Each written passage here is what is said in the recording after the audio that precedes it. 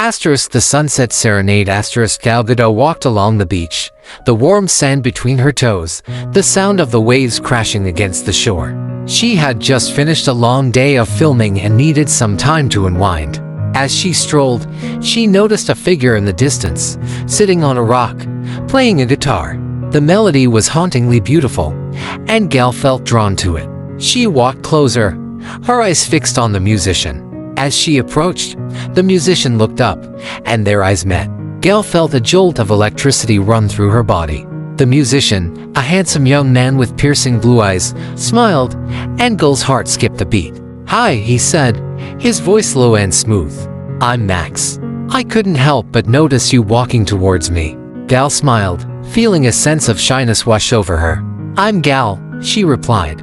"I couldn't help but be drawn to your music." Max nodded, his eyes crinkling at the corners. "I'm glad you enjoyed it," he said. "I was just playing a little something I came up with." Gal sat down beside him on the rock, feeling the warmth of his body next to hers. "It's beautiful," she said.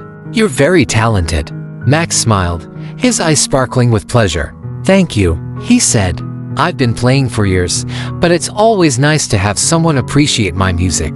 As they talked, the sun began to set, casting a golden glow over the beach. Gal felt a sense of peace wash over her, as if she had found a kindred spirit in Max. As the stars began to twinkle in the night sky, Max turned to Gal and said, "Would you like to hear a song I wrote just for you?"